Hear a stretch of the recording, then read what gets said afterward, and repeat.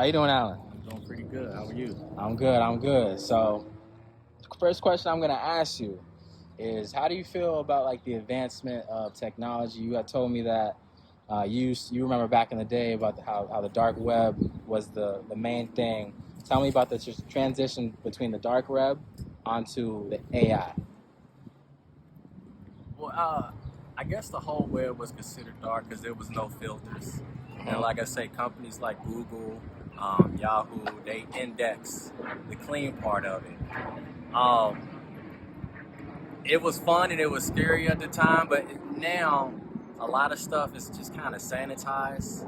You know, there's a lot of agendas, so it's like the information you get, it's not the same. So I take it for what it is.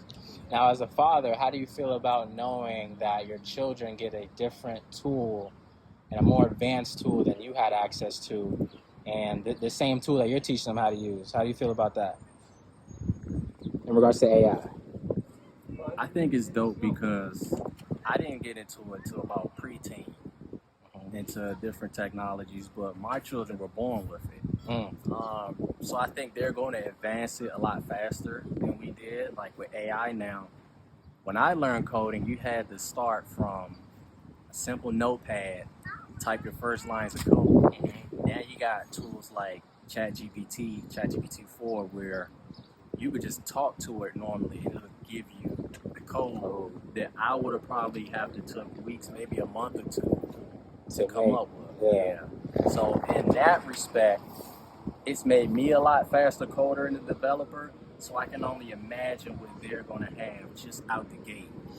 And do you feel like it's kind of like a survival of the fittest thing, where you have some people who still want to tap into their creativity and do things from scratch, and they feel that sort of reward for doing something that may have taken them like a year to make, and as opposed to someone who can just type a few words in a chat GPT and get like the same results in a matter of seconds? That will never go away. It's all about why you got into it in the first place. I got into it because I like hackers, and I thought that what they were doing was pretty dope. And I respected the discipline that it took for them to figure out how to do whatever it is that they were doing. And even me building websites and stuff like that, there's a certain pride in, I did this from scratch. But now when money's involved, now you have deadlines, you have other people's input and opinion, and if you're working for clients, you're going back and forth. So I guess it's a different motivation, but that first motivation, just for the love of it, will never go away. Maybe less people will stay at that level, and then more of just say whatever the opportunity is. We in a capitalistic society, so I can't be mad at it. It's here. Yes, sir, Jeff. Now, the last thing I'm going to ask you, are you down to also share your story? Or is that more part? just pretty much just what you told me about how you got to the where you are now, and obviously your story, just from talking to you, it's inspirational, and I know the same feeling that you're giving me right now. Everyone who's viewing this video is gonna feel the same vibe. So tell me a little bit about when you started out, when you was 18, and how you got from there to now, and how good your life is, and how you're gonna keep pushing forward.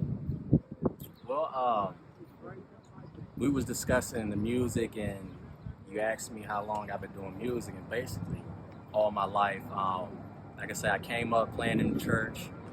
Whoever was absent, I'll get on the drums, I'll get on the keys, I'll get on the bass.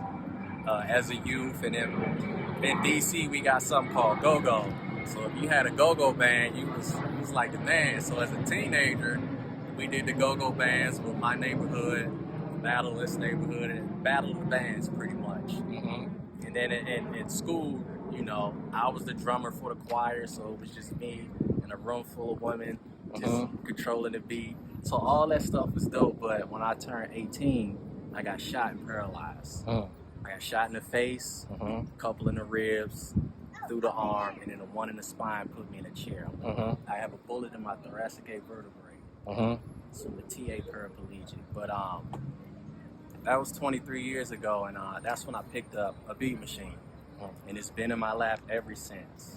So I use beats to get my mind off of the pain that I'm going through.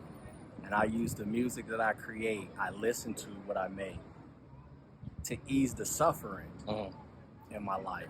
Yes, but sir. I got a balance now. Like I say, I have a pretty good life now. Yes, sir. Yeah. Yes, sir. And there's nothing going to stop you from allowing your children to have that same experience. And just by seeing you in the position that you're in, that's going to give them motivation, especially when they're older, and they see, you know, what you have to go through on a day-to-day basis. But they see that smile on your face. They see your character out in public. They see, you know, all these things. So I think it's going to translate once they get older as well. So right before we linked up, my son was just telling me, "You're a great dad, Abba." I said, "That's what's up." Yes, sir. Yes, sir. All right, Jeff. I appreciate you. Indeed. All right. Yeah. Yes, sir.